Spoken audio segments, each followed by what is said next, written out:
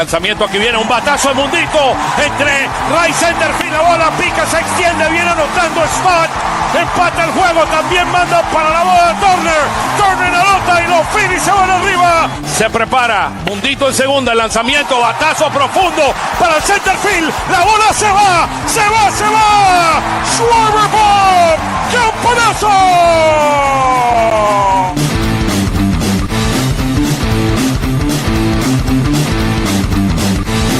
Aquí viene el lanzamiento, swing y lo ponchó. Ponche de Alvarado, amigos.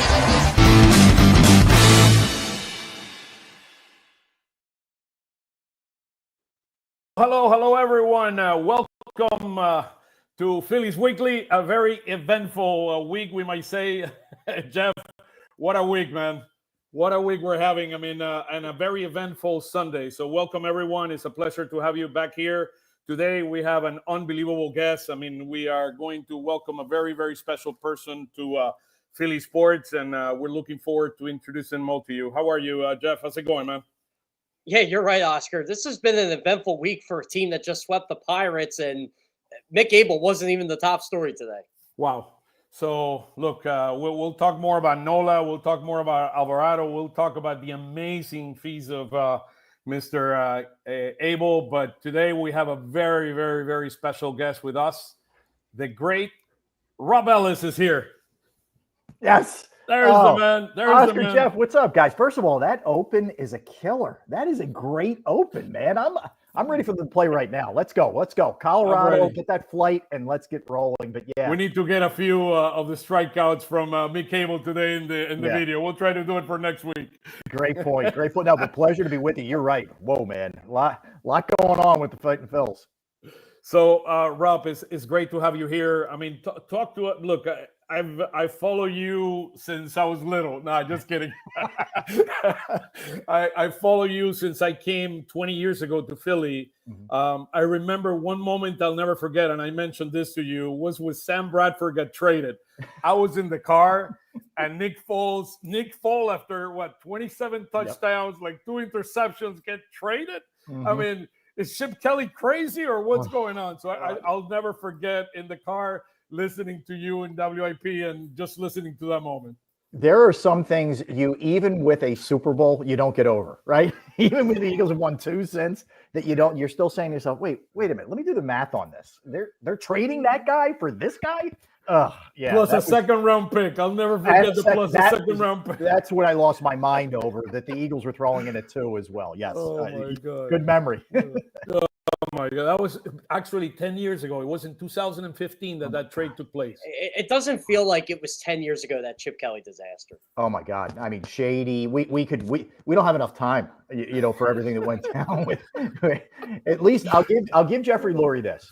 He is willing to correct mistakes, and he is not too prideful to just keep rolling with something, even if it's not working. And Chip was a great example of that, for sure. Wow. Amazing. Well, guys, what a week of Phillies baseball. I mean, this been, look, first of all, the surprise to all of us. I mean, we walk into the dugout, and I go to almost every one of Topper's press conferences. Mm-hmm. And this was the most eventful press conference I've ever heard the guy. I mean, Nola is going on the DL. Mikhail is going to pitch on Sunday. Then Taijuan Walker is going to take his place on Wednesday. I said, what's going on? What's going on here? That was, incredible. I mean, you guys nailed it off the top. You got a sweep. Mick Abel outduels Paul Skeens, and these are like third on the list of everything else that's going on. That's exactly what I said. Like, Mick Abel's not even the top star. I remember Monday was an eventful press conference, and I'm the guy asking Rob about Andrew Painter, and he goes, "Oh, a normal question." Guys, we got 3 hits and we won the game. Yeah, 3 hits, and really. One of those, Key Brian Hayes usually makes that play, but whatever. Who cares? You did what you had to do, man. You scrapped and clawed. Good. By the way, great base running by Cassidy to get first to third, number one. And props to Marsh. Kind of Falefa made a really nice play. For him to beat that was huge. Yeah, no, that was. I mean, he ran, like I said, he's running for his life. I mean, just like that story that we heard that Schwarber.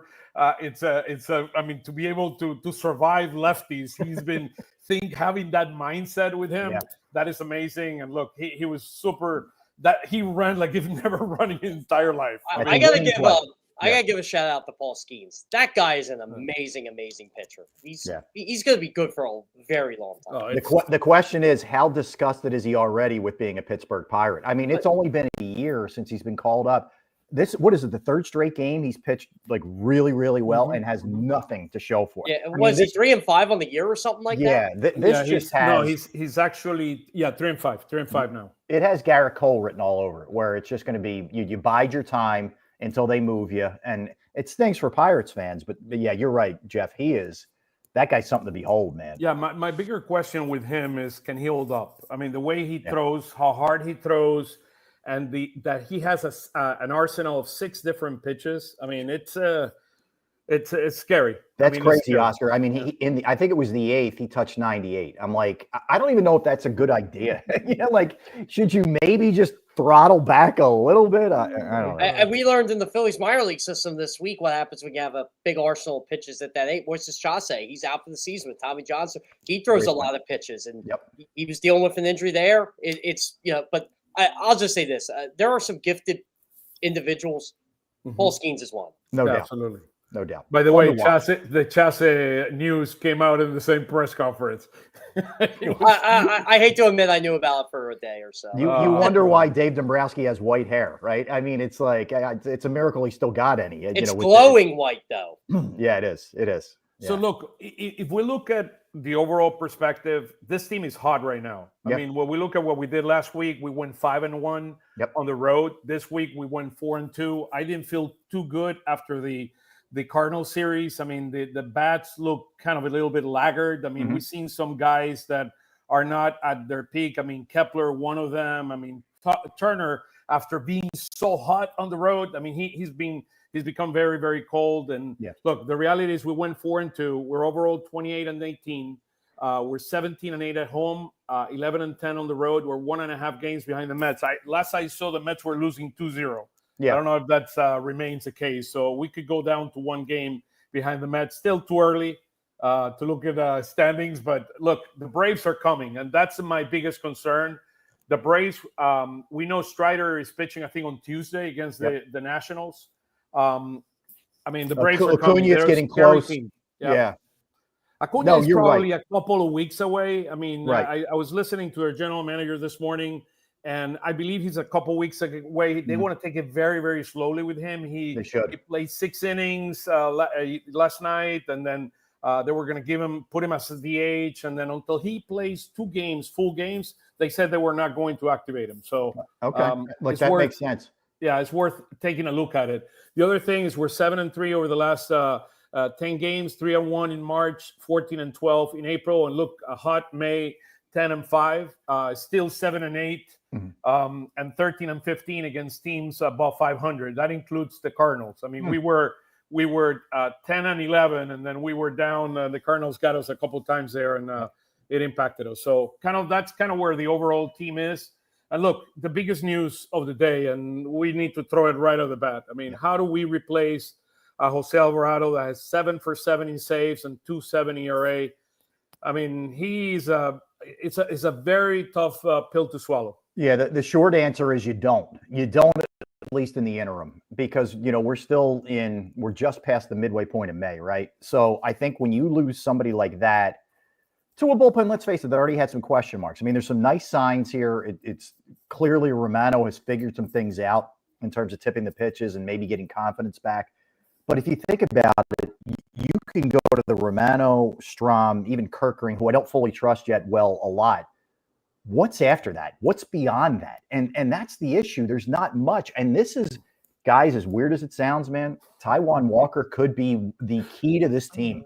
At least between now and the trade deadline, he could change the fortunes of this team. And I never thought I'd be saying that. Yeah, I was listening to you on the way to the stadium to my house, and I said, "Is Taiwan Walker? Are we talking about the same guy that we wanted to ship out of town?" I mean, I was thinking, going into today before all this stuff went down. Okay, Taiwan Walker's going to go back in the rotation for Mick Abel, and that's where he'd be the key to this thing. Now you're right, Rob. Like for the interim, like you're not bringing up Max Lazar. No. I think you saw what Daniel Robert has or doesn't have.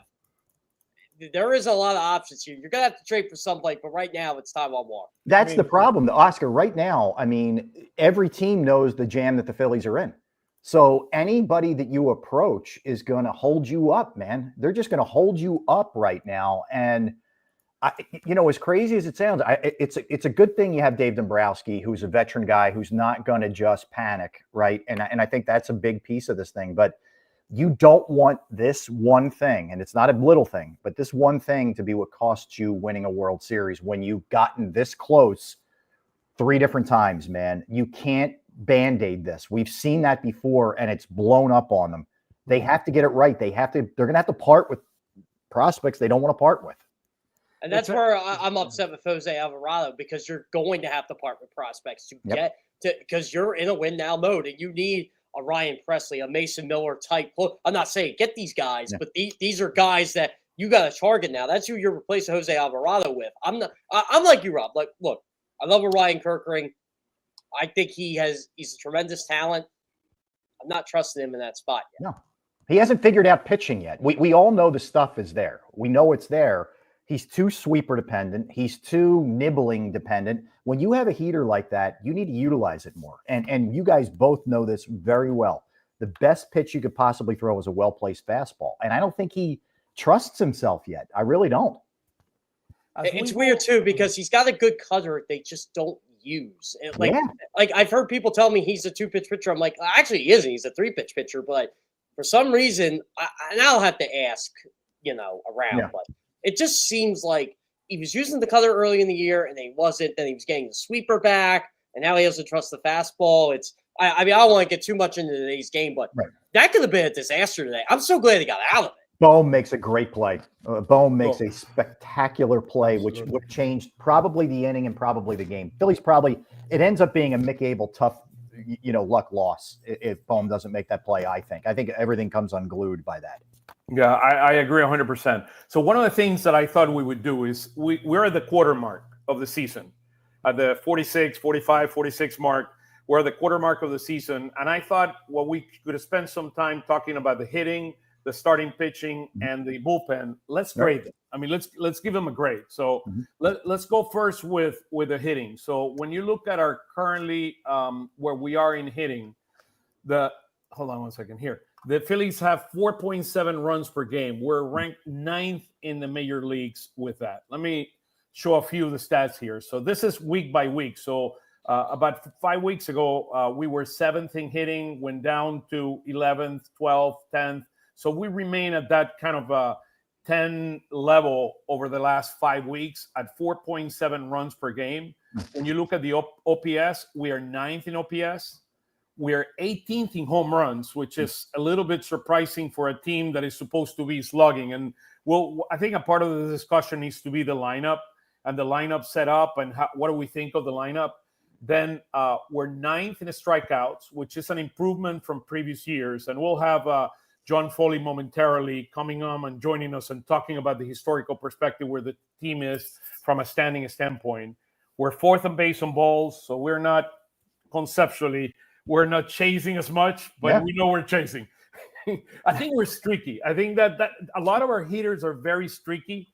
I mean, Turner is now in the chasing, big swing mode. I mean, you see Kepler going out there, even though in general, I think Kepler is a pretty disciplined hitter. I mean, Castellanos had the baby this week, and I don't think he did much swinging because he was swinging some very ugly pitches over the last 3 days. And then here is a stat that to me I found fascinating. We are 27th in runs left in a scoring position. Oof. We are one number that is interesting. We're 4th in OPS, and we're like 5th in average. But because we are putting so many men on base, because we're not striking out as much, and we have so many base on balls, we're leaving too many men in a scoring position in games, and we're ranked 27th in MLB. And if you see it, it's been consistent over the last 5 weeks: 27, 27, 26, 27, and 27. So we have not moved that needle. So we are not hitting in key moments in the game to bring runners on. So in general, I mean, I have a couple of slides here that will show kind of where our hitting is in general. This has been our hitting for the season. Let me go show it completely because it's a mouthful. So, I mean, Schwarber has been. I mean, you guys will all agree that Schwarber is our MVP from a hitting standpoint, correct? 100%. Oh yeah. Okay. And then Harper has been. I would say Harper has been started very hot and then cool off, got a little hot over a week, or a few days ago, and then it's been up and down a little bit, and then goes to kind of the middle group there with Castellanos. When you see an OPS around 720, that is kind of middle ground. Yeah. These guys are middle ground, which would be Castellanos, Turner, interesting Turner in that position, Realmuto, and Estad. And then you find the bottom that you need more production from them. I mean, the Rojas, the Keplers, the Alec Bohms, and the March. Bohm has been. Here's what's happened over the last 2 weeks. Alec Bohm is turning it around. He's been hitting a lot better over the last 2 weeks than he had before. You see Harper there in the 963, so that's good news for Harper. But he goes off and on. Which is interesting. He could have a game where he goes 3 for 5. The next game he goes 0 for 5 with 3 strikeouts. So Harper hasn't been as consistent as we ideally want. Brandon March is showing some, with a limited playing time, a little bit of signs. And then you see Realmuto here and Castellanos kind of the middle of the group. But Turner, 667 OPS, 276 batting average. You see here Bryson Stott started really well, and over the last couple of weeks he has not been as hot, even though he has a big home run. He got in where was it in Saturday night? He's had a couple. In Tampa, he got the big home run. So, what grade would you give in general to the to the hitting in your perspective, guys? I would probably say B-. I would say B- for this reason, and you pointed it out, Oscar. We went into the season being concerned that they were going to be inconsistent. They've been a very up and down offense really since this group was put together, and they still sort of are. I think, I wonder if they're taking a patient approach with nobody on, and then they fall back into their bad habits when somebody's on by trying to do too much. Mm-hmm. And there might be a disparity in their on-base percentage with nobody on versus guys on base. But I would say this, other than Schwarber and Castellanos, in fairness, other than those two, I think if you look at just average on-base OPS, I would say virtually everybody up and down the order is underachieving from where we would hope they would have been for the most part. I don't think anybody's really pulling their weight for what we think that they're, I don't even say ceiling, like their middle ground should be. They've been so far. I've been underwhelmed with the power number. Yeah. Like really underwhelmed. Like Harper, Harper's going to turn it around because he always does. He seems to get hot in June. We always talk about Schwarber in June, but that's usually when Harper starts clicking. To me, it's like you said, Rob. I think they're asking Trey Turner to be a singles hitter, which I know people don't want to hear that because he's getting paid all this money, but that's kind of what they're asking out, which is a low OPS, a guy to get on base. I think they're asking Bryson Stott to do that. JT, he's in his mid-30s. I expect this from him. And at the position he plays, it goes fast. Yep, exactly. Yeah, exactly. They still get nothing out of left field and center field besides stretches. So I think B- is a fair grade. I was going to go B, but I kind of like your argument. So look, they're trying some things here, but days like today, when they're facing a generational pitcher in Paul Skeens, you're going to be facing guys like him in the playoffs. You got to do better than one run. Yeah. Well, I think the other thing is too. Let's go back to the home runs for a minute. You've gotten, because they've taken a different approach with Turner, and I'm not upset about this, but there isn't any pop there. You're getting nothing from a corner infield position in terms of home runs. It's not Bohm's game. You're not getting a lot of home runs out of left field either, which means there's a lot of pressure on Schwarber and Harper in particular to really hit a lot of home runs, because you're not getting it out of center. You're not getting it out of left. You're not getting it out of third, short. Stott can pop one. We know that. And Real Muto's not the same hitter. So all of a sudden, like the power numbers are really pared down from where it used to be. And then both Harper and Schwarber are in the top 5 in MLB in bases on balls. So they're just getting, hey, Castellanos beat me. Alec Bohm, go out and beat me. Realmuto, go out and beat me. I mean, that's kind of where a lot of the teams are taking. And I mean, one thing, and you saw it there before when we put the numbers against teams that are above 500. We're not playing against good pitching. We struggle. Yep. I mean, and you saw it today, only 3 hits. I mean, it's going to be interesting. That's why a series in Colorado, series against the A's, series against the Pirates, you need to try to sweep those series because it's going to hunt you later on. Once you go to Citi Field, you're not able to win. Well, here's the other thing, too, and this is more sort of big picture here, but because the NL's so good, it doesn't look like the Mets are going away. And like you said, Oscar, the Braves are coming on. And Jeff, you look at the West, it's loaded, right? The way the Cubs are scoring runs. And, I'm not ready to – we'll see how the Central plays out. But you want to win the division. You don't want to get into that wild card mix where goofy stuff could happen here, man, and where you may not even get in the playoffs. I know that sounds crazy to say, but it's not a lock that maybe it was in years past. That's one thing I am proud of this team of through 46 games right now is they are not 5 back. They are not 7 back. They are 1.5 back after getting swept by the Mets in April at Citi Field. You're putting pressure on the Mets and you're putting pressure on the Braves to keep going. Now, do they need to be better against better teams? Absolutely. But they are taking advantage of the teams they should be beating. No doubt. And that's there's something to be said for just distinguishing or just getting rid of a team like the Pirates, a garbage team. They need to take 3 or 4 in the next series against the worst team in baseball.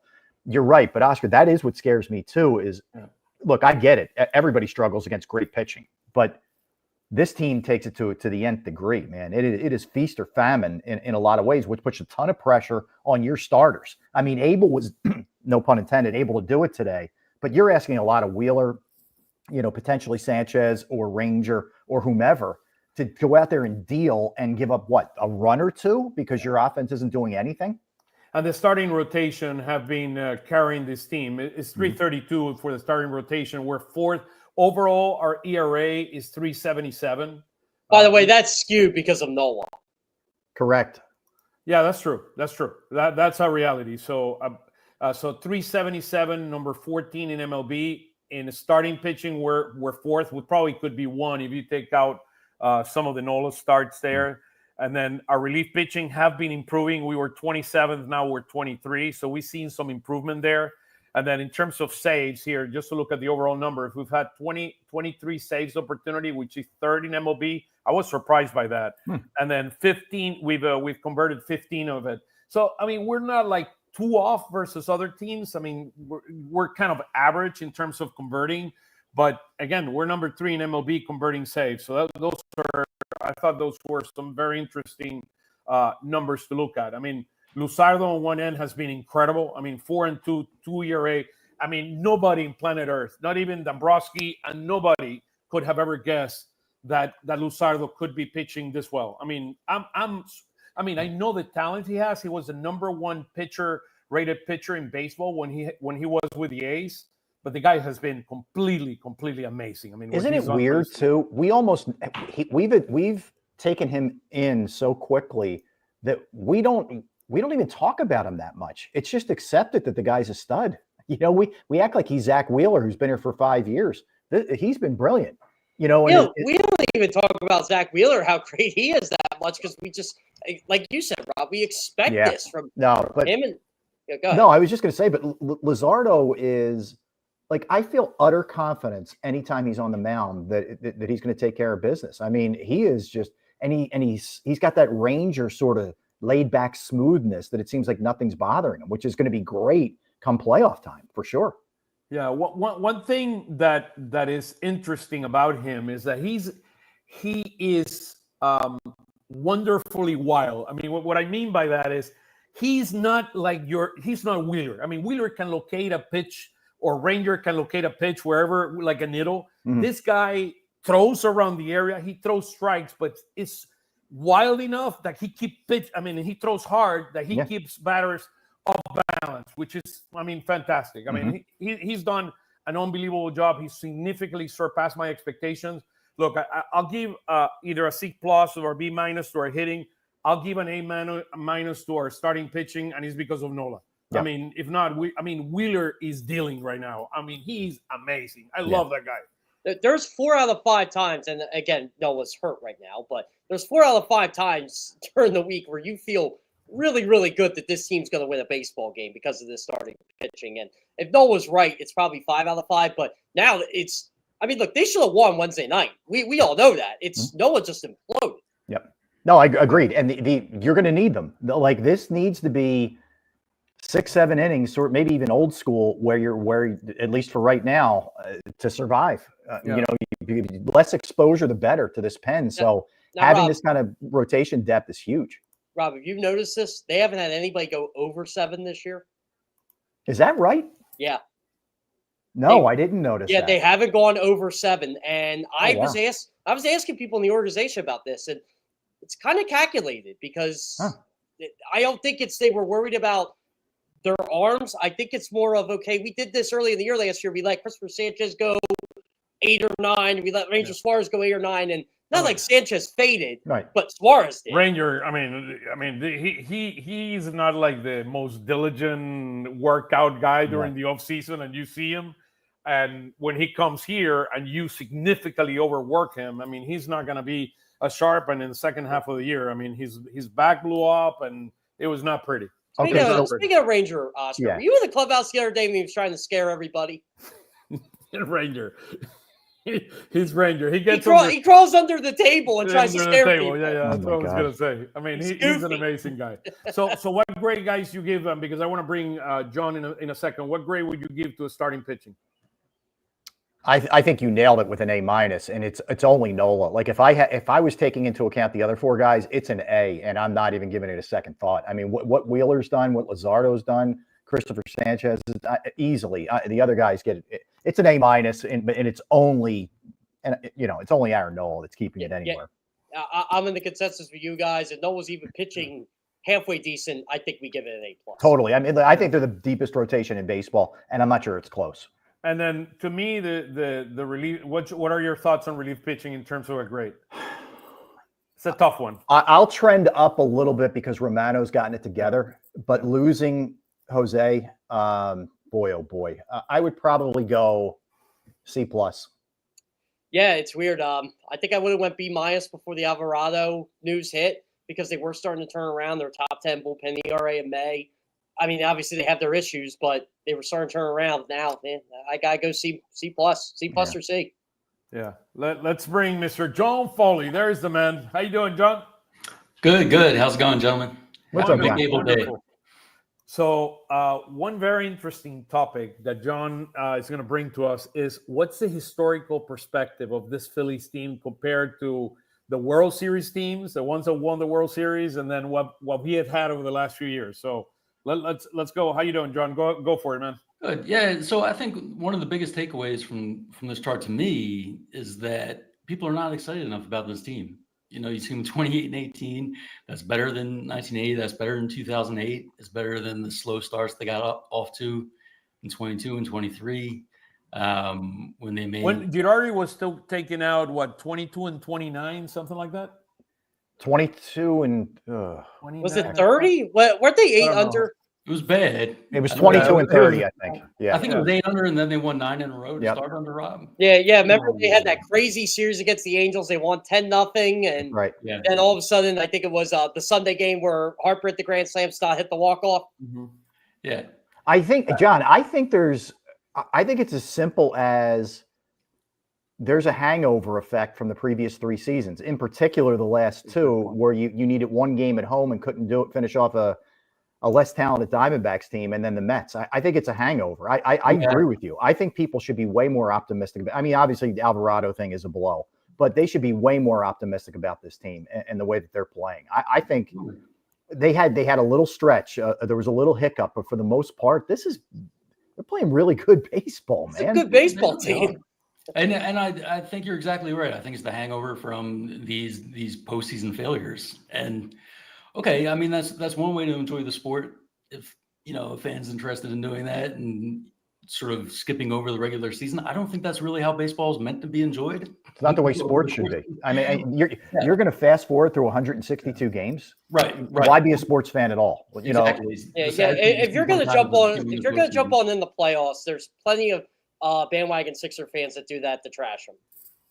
The other day, I had somebody post a very interesting question, which was, "What do the Phillies need?" And I said, "The Phillies don't need. I mean, forget about it. That was prior to Alvarado, but right.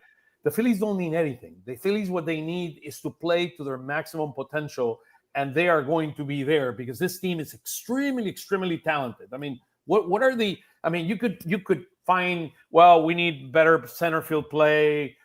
We need better hitting from the bottom of the order. We need to hit better with men in scoring position, particularly in late innings. I mean, you could go very, very specific stuff, but this team is extremely, extremely talented. You can nitpick just like you could for any team, but I mean, when you look at it, you guys were just talking about the starting pitching. That alone would keep you in the thick of things, even without all the stars you see up and down the lineup. I mean, this is a team with Bryce Harper, Kyle Schwarber. So look at the comparison versus some of the best pitching that the Phillies have had. I mean, in 2008, 4.06 ERA. I mean, look, we're at 3.90. Wow. Yeah. Do you guys think it's home runs in 08 though? They were just mashing. I think particularly Burrell and Utley early on, and then Howard turned it on later. Burrell should have been an all-star that year, by the way. Yeah. By the way, I want to present this to you, Rob and John. Do you guys think it's because there wasn't like a big move made in the last two all seasons? Like 2023, we got Turner, and then in 2024 they didn't do anything. And 25, they got Luzardo, but that wasn't like heralded as a major move. Boy, he's produced though. I mean, I do think there's a little bit of that, Jeff. We got spoiled with Harper, Schwarber, Castellanos, Turner, etc. And I think there's a little bit of that. I think it's also, Oscar, you bring up what do they need? Some of it's intangible. Like it's hard to say they need to be clutch in big moments, right? And that's one of the things that's hurt this team. While the baseball card will tell you otherwise, wow, these guys can really mash. They've come up small in big moments. You need them. Frankly, you just need guys to deliver in clutch situations, and that's been a big problem. So I don't know how you remedy that. This is kind of who you have. In Citi Field, we've lost 7 of the last 8 games we played there. Oof. They never win there. That's a problem. Yeah, that's a house of horrors. I mean, you gotta deliver. I mean, if you want to win the World Series, Citi Field, whatever, Yankee Stadium or whatever, you gotta hit. Yeah. And you look, Bryce Harper, I wouldn't put him in this category, but there are a lot of other guys who have come up small in the postseason for them who they need to deliver. And if they don't deliver, it's not going to matter how good your starting pitching is or all the consternation we have about the bullpen. Your best players have to be your best players. And I think that's also where the fans are a little bit too, John, to answer your question, about that. They're sort of waiting for that safe to drop on their head that, the Phillies are in a big series and they're getting pretty good pitching, like game 1 in the Mets series where Wheeler was dealing. And then all of a sudden the bats just, other than Schwarber, die on you. Yeah. I mean, it's unsatisfying from a fan's perspective to, sort of see the same guys in the lineup again, but it's a talented enough lineup. That's the frustrating thing. They at a certain point, they were favored to win it all in 2022, 2023. 2024, we knew they were shaky going into the postseason, but these guys, if they hang around in the mix enough, you just got to hope that sooner or later they break through and they perform in one of these postseasons, from beginning to end. And they have a very good chance to do that. And it's not, like you were saying, Jeff, there's no marquee free agent this offseason to point to and say this is why it's going to be different. It might just be different because the same guys play different. They just play better. Yeah, you're right. That's a good point. Go ahead, Jeff. Yeah, but even in like 2008, remember they lost Aaron Rowan. And everybody was talking about that. And remember Jeff Jenkins was like, but you had the big bashers. You had Howard. You had Rollins in their primes. You had guys getting better. And it was so weird in 08 too because there wasn't a big move. And it was just, okay, they won the division. Let's move. Let's go this route. And we'll see what happens. And remember, John remembers this really well. They couldn't hit for like 2 months in 08. Yeah. I mean, I do think, we're getting further and further along in time here. I think 2008 is becoming more mythical, and they're becoming something that they really Don't say were. that, I John. mean, Well, what they did have, in fairness, you're right, but what they did have was a great bullpen.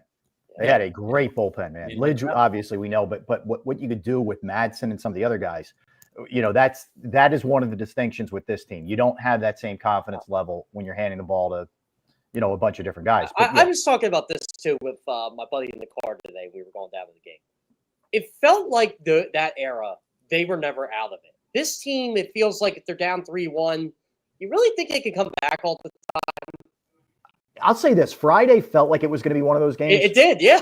And they got it together, and maybe that's a good sign, right? But yeah, Adam Eaton would dig them into holes, and by the third inning, but you just knew that team was going to chip away and come back. There is a little bit of that with this team that would worry you. But it's again, the point is you can do that against the Nationals, Yeah. against the Pirates, against the Rockies. You can do it against the Mets. I mean, can you do it against the Mets? Can you do it against the Red Sox, against the Yankees? I mean, they got much better bullpen than a lot of these teams. I mean, and it's the scary part of it. Sure. I mean, Yeah. they did play well against the Dodgers. They played well against the Cubs. Padres. Yeah. Split with San Fran. I mean, this isn't a team that's just feasting on weak opponents. So I think an interesting dynamic right now on the team, and I'll show the mid-cable picture here. I mean, we know the amazing feast he had today. I mean, he tied 9 strikeouts. I mean, in a game. Kurt Simmons. Mhm. Like, Yeah, Kurt Simmons was my grandpa's favorite film. in 1910 or whatever. Sorry, guys, 1920 or something like that. But the point is the following. Now, look, we know we need to be patient. Steve Porter, always, my dear friend Steve Porter, always tell me you have to have patience with a lot of these rookies. Look at mid-cable. Last year, 3-12, and this year 5-2. Look what he did today. The big question is, you're going to have a surplus of starters. I mean, that's a reality at some point. I mean, you have Wheeler, you're going to have Nola back in a couple of weeks. Mm-hmm. You're going to have Christopher Sanchez. You're going to have Ranger. You're going to have Taiwan. You have now mid-cable. At some point, Andrew Painter, hopefully in July. By the way, Andrew Painter needs to go to some challenges before he goes in and comes back to Philly. I want him to face some challenges in terms of, I mean, getting, like, for example, Joey Meneses the other day, I was watching the game. He parked that off him. He parked the ball, but it's good. That is good that it happens now, so he learns from it. And because I'm telling you, when he comes to the major leagues, I mean, he's going to face a lot better here as Joey Meneses. I'll tell you what, Oscar, speaking of challenges, and this is from talking to Mick Abel 2 weeks ago, and Rob interviewed me this on WIP a couple weeks ago. Mick told me this firsthand. He stopped watching every single pitch he threw and stopped overanalyzing himself. He said and I saw him in Reading. I knew him since Reading. He was just too hard on himself. Everything he was doing, everything needed to be perfect. He needed to have a perfect pitch, a perfect sequence, a perfect kick bat. And I think last year it just all hit. I couldn't believe they called him up to Lehigh when they did. The only reason I thought they did because he was a top 10 draft pick. But he said he just mellowed out a bit. And he really looked like a mellow out pitcher today. He wasn't overwhelmed at all. I mean, I was worried because the first 2 were like 99, 98. I'm like, is he overhyped? Is he going to like hit a wall? And he didn't. He never hit a wall today. In the zone, which was the most amazing thing. I mean, Cruz went back and said, what's going on? He'll throw like this. And then he threw him the curve. He struck out 4 times today. Mm-hmm. Yeah, the golden sombrero for O'Neill. Cruz. Well, interesting. I think we're going to face a very interesting dynamic at the trading deadline with the surplus of pitching. Ranger, a free agent next year. Ranger could be a very interesting arm that could be moved to the bullpen at some point. I don't think we should move Ranger right now. I mean, if he continues to pitch the way he's pitching, you let him ride it out. But at some point, there could be some very interesting dynamics. The question, what do you do with mid-cable? You send him back down and just ride the AAA? I mean, it's a tough question. I mean, to sit here and have a conversation about what are we going to do with all the Phillies starting pitching is just insane. What a good problem to have, by the way. First world problems, yeah. Good problems. It's the best problem you could ever have. I mean, so pitching. So, but yeah, if there's one of them that can move to the bullpen, Ranger has the experience, having done it. I know you don't want to mess around with Painter. I'm not messing. Painter's not seeing the bullpen for me. No, Yeah, no, you can't not do at all. that. I don't know. I don't love. Guys. Maybe I'm in the minority here. I don't love. And let me just be clear about this. The postseason's different. I don't want to move Ranger into the pen during the regular season. I worry about his back too. You know how it is, man. Up and down, night after night, whatever. I also don't think his agent, Scott Boras, would love it. I don't think he would love it. I'm fine in the postseason. You do whatever you got to do in the postseason, but I'm keeping Ranger in the starting rotation right now. Now, here's my question for Abel. Is he a trade chip now? Anything Maybe. is possible. Anything is possible. Look, he point, looked Jeff. the part today. I mean, I was shocked about how good he looked. I mean, with his issues with control that he's brought over the last couple of years, I mean, he was dealing. I mean, he had 64 strikes in 90 and 86 pitches. I mean, I saw him a couple of weeks ago. I was not surprised he did this today. I was actually more surprised of him having 5 strikeouts in 2 innings. Well, I think a lot of us came into the day hoping, okay, I hope Mick Abel has a good showing, showcases his talent, and then maybe we can flip him for a reliever. Now I think everybody's in the Mick Abel fan club. He's the greatest pitcher of all time. One start. Yeah, one start, and there he is. That's our guy. Brian Hazley, you're ready to come to Philly? Here we go. I mean, but look, I do think he could be a piece if you're going to do what you haven't done the past few seasons, which is really try to go over the top at the trade deadline. I mean, they've made, I saw their logic of what they did the past few trade deadlines, but they did not really go out there and make a splash. And if you want to do something different this year, and especially when you've got a need in the bullpen, I keep getting the indication they're going to make a splash this year. Last year, I never felt that. I mean, you're running out of years with this core, right? No doubt. If you're not going to do it, then you might as well, start to keep everybody and prepare for the future. Yeah, I mean, you're not going to have all 3 of Ranger, JT, and Schwarber back. You're just not. And these guys know that, and they love playing together, and they've gotten close. You got to finish it, man. You need to finish the job this year. And you're right, and you're going to lose Castellanos after this year. I mean, after next year. After the following season, right. I mean, and probably the order is Ranger, the least likely, Realmuto, and Schwarber. I mean, they're gonna try to do the impossible to have Schwarber back. I would agree with that 100%. And it's gonna be interesting what number JT wants or what number he gets on an open market because he's still a beast defensively. But by the way, he's the number 1 paid catcher in baseball right now. Yeah, that's changing. $23 million. It has to change. It has to change. There's no doubt about that. I have to give my flowers out to Rafael Marchand because I've been really hard on him this season, and the way he worked Mick Abel and the way he worked Jesus Cesaro and throwing the guy out today. Beautiful throw. Yep. I mean, that's what you want to see out of this guy. John, thank you so much, man. Truly appreciate it. I mean, we'll looking forward to next week and some additional very interesting stats. Truly appreciate it, brother. John. Sounds good. Thanks, take care. You're the best. Thank you so much. Now let's bring Luke. We're going to talk a little bit of where's Luke? There we go. All right, Luke, how you doing, brother? What's going on, guys? How we doing? We're doing good. I mean, Luke is the minor league machine. Here we go. Let's. There he is. There he is. There it is. Talking about Mick Abel. He's not even in the top 5. I mean, walk us through some of these numbers, Luke. Yeah, it's a good problem to have if the guy who almost outdueled Paul Skeens today. I mean, he basically did. They got the win. If he's not in the top 5, I think that's a good sign. But yeah, no, it was a pretty good week for at least the guys on the screen. Obviously, Andrew Painter's big second start. I believe that was Thursday. I don't know if you were down there for the second one, Jeff, but I know you were down there. That was up north. So he'll be back pitching in Lehigh this week. He was in Syracuse. Cool.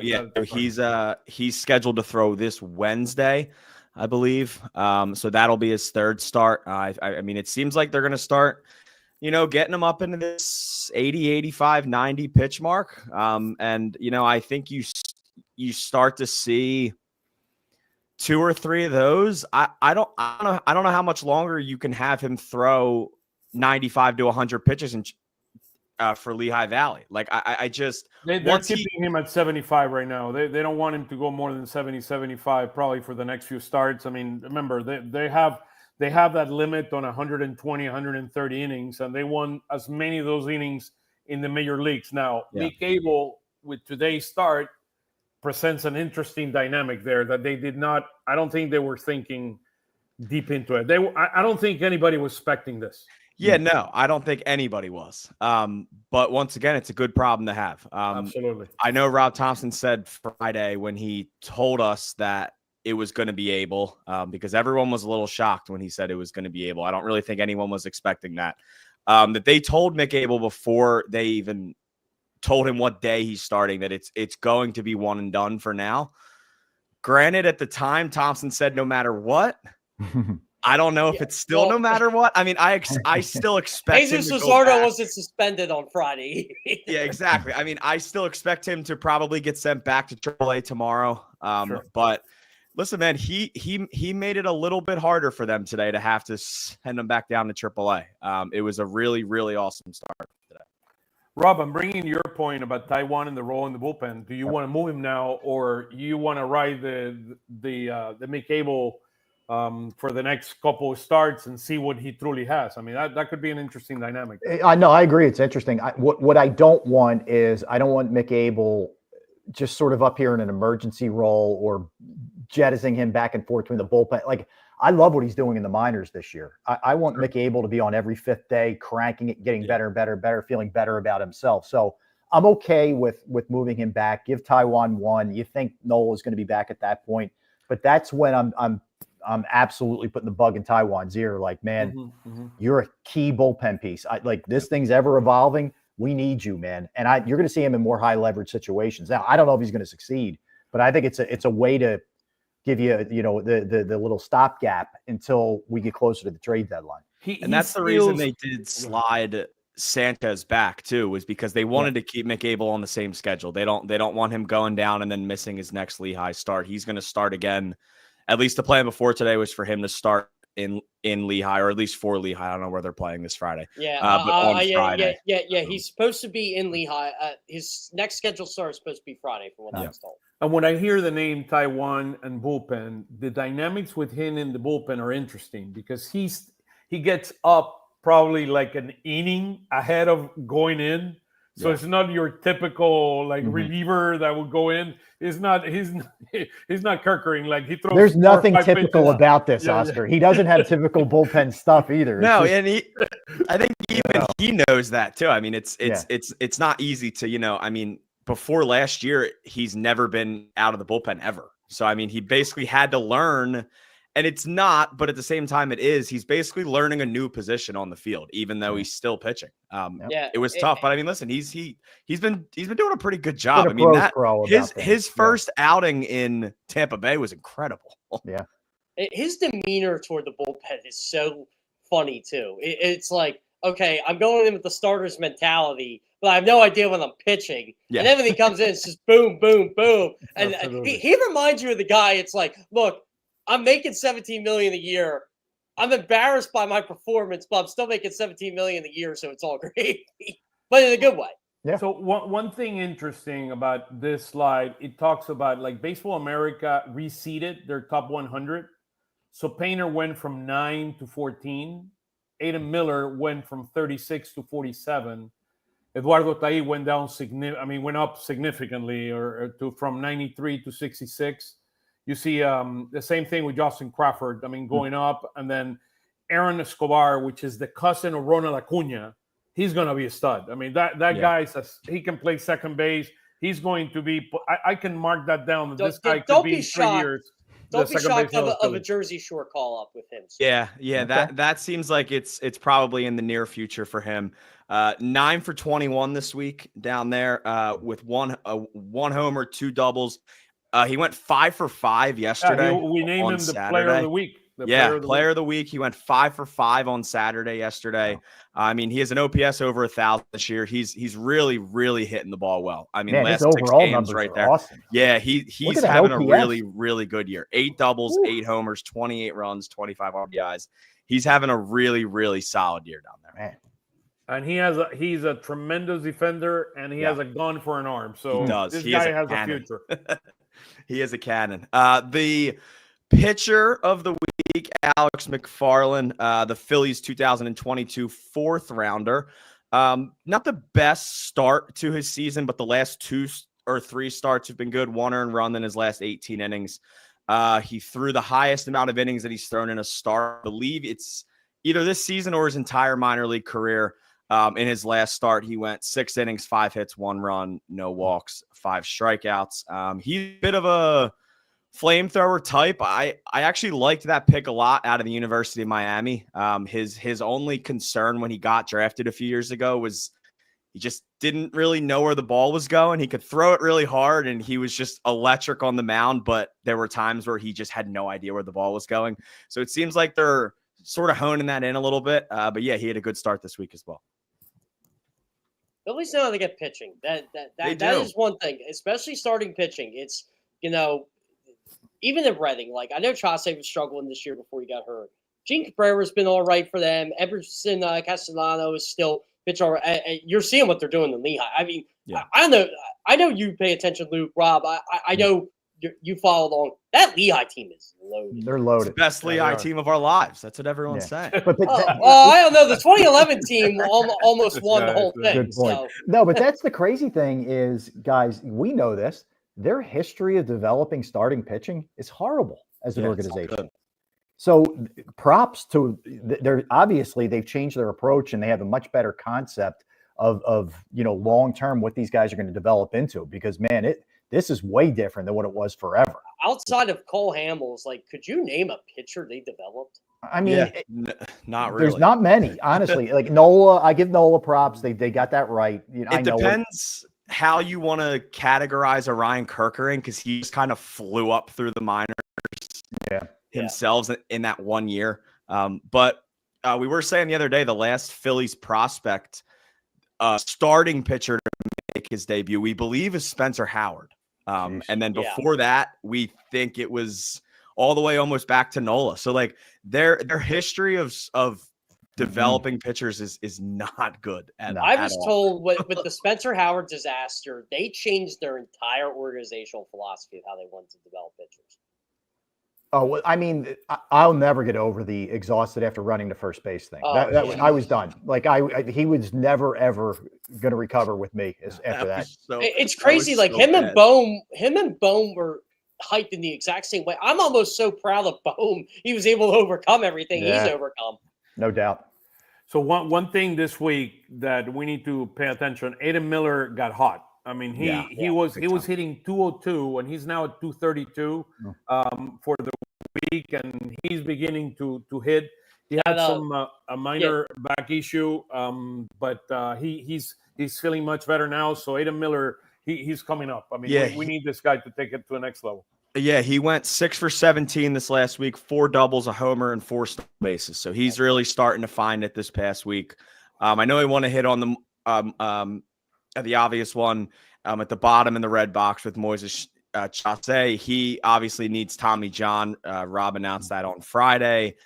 Just an unfortunate, situation. I thought that was a great trade when they sort of let go last year of Soto. And then he got a late start to this season. It seemed like I was hearing people were saying he came in like not really in great shape. He was hurt. He was sick. Yeah, he was sick. He coming in the best health.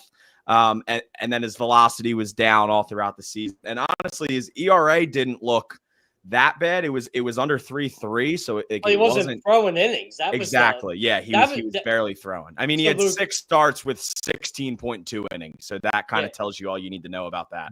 So look, this is the scary part with Chase too. Like I heard he was battling a couple injuries in addition to the sickness. Yeah, and with the cold weather and everything else in April, it just looked like a disaster from day one. Yeah, and I know really quick. One more note on Mick Abel today that I wanted to drop to you guys. So I was at the game today, and I was writing down every time that Mick Abel got behind an account, and because I was just curious. So through 3 innings, he got behind in the count 3 times. Total in the game, he was behind in the count 8 times at one point. That includes either a first pitch ball or just being behind in the count in general. Amazing. 7 of those 8 times he ended up getting that batter out. The only time he didn't was the single where Rafael Marchand threw him out on the next pitch. So basically every time that he got behind an account today, he was immediately out of it. I thought he was fantastic today. Luke, here's a question for you. Do you think he should have came out for the 7th? No, I don't.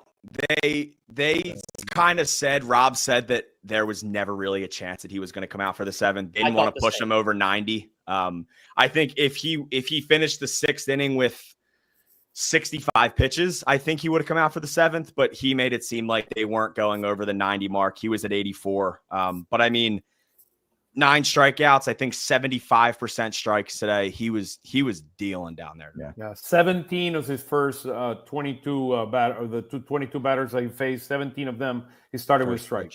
Yeah, awesome. I mean, that's what you need. That is the first, the biggest throw of every at bat is always the first pitch. That's the most important one, especially for a young guy. So let's talk about the kind of the road ahead and what's coming. So look, Colorado Rockies. We're going to play 4 games against the Rockies. We got Sanchez, Luzardo, Walker, and Suarez are going to be pitching for us. We got Freeland, Sensatella, Painquist, Palmquist, and Marquez. Hey, Rob, have you ever heard of these guys? No. And if you're really bored, do yourself a favor. Check the ERA on all 4 of those guys. You know what? I think I was listening. It is unbelievable. I think I was listening to WIP when you were talking about that.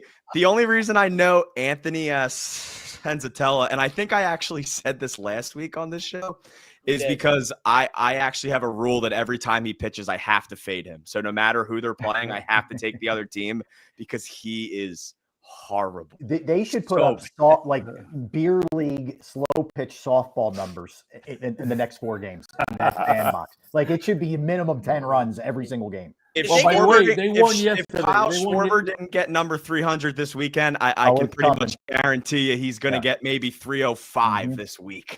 They won yesterday 14-12. Just that was a crazy game last night. Oh, yeah. But by the way, guys, did they get the 9 wins yet? I know they got 8. If they won today, they were losing when last time. Hold on. They are 8-38, 20 and a half games back. And they are on pace for the worst run differential in the history of baseball by over 100 runs. What would you guys do if the Phillies were 8-38? Start diving into prospects. We'd be breaking down the Eagles' schedule in ways that's never been seen. You mean we haven't done that yet? Yeah, even more. Are we talking about the Sixers here? Or yeah, we start talking about the Sixers. Talk. Yeah, it's funny how the White Sox got all this crap and the Rockies are worse. Way worse. I'm going to paint you the week, guys. We're playing both in Colorado and in Sacramento. Both teams are 2-8 in the last 10 games. 2-8. Both of them. Yeah, it's bad. I will say the Athletics, too, were kind of like my... They lost 5 in a row. Yeah. The Athletics have lost 5 in a row. It's been a rough stretch. They've been kind of, at the beginning of the season, they were my sneaky, low-key team that I think could win like 70, 75 games this year, but they're still not anywhere near the Phillies. They're pitching. I mean, they lack pitching. That's kind of the bottom line. I mean, that's what it is. I mean, and then we come to a huge series at Citizens Bank Park against the Braves. So, look, I think our pitching is it's lined up beautifully. It'll be interesting how Walker pitches there on Wednesday. I'll be looking out for that very closely. But look, we're going to have Sanchez, Luzardo, and who knows who's going to pitch that second. I mean, the good thing is versus the Athletics, we have Wheeler. Right. The question is going to be, when is Wheeler? Wheeler is probably going to pitch the last game, either the second or the last game in versus the Braves. Right. He's critical. I mean, it's key that we bring our best pitching to Atlanta and absolutely beat them. So, Rob, we cannot thank you enough for being here with us. I mean, it's truly an honor and a pleasure for you to be here with us. I agree, Oscar. There's a privilege there, my friend. Next time we bring you, we'll make sure there's not so much news happening in one day. Hey, man, listen, I will never be upset that there's a lot of things to talk about. Okay. Hey Rob, I have to ask you, since you are a host. Yeah. I know you secretly probably love all this news coming in because it's an easier prep for the show. Correct. Yes.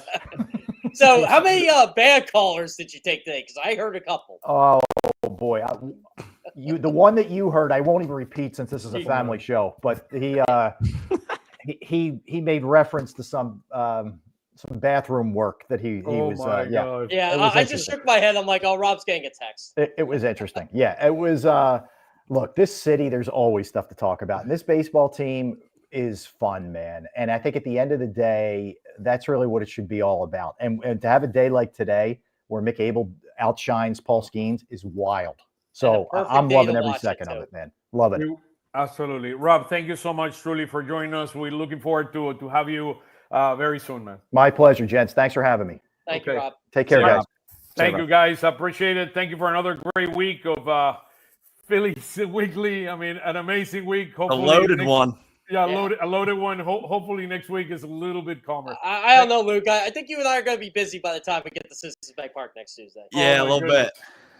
Take it easy, guys. Have a wonderful week. God bless. Thanks, Oscar. Take it easy. Cheers. Bye.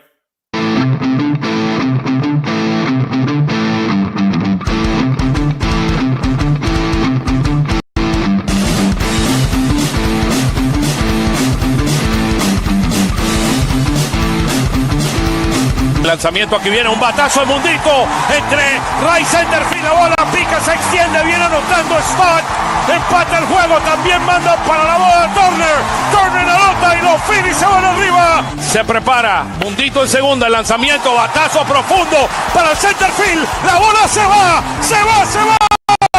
Schwarber bomb, campanazo.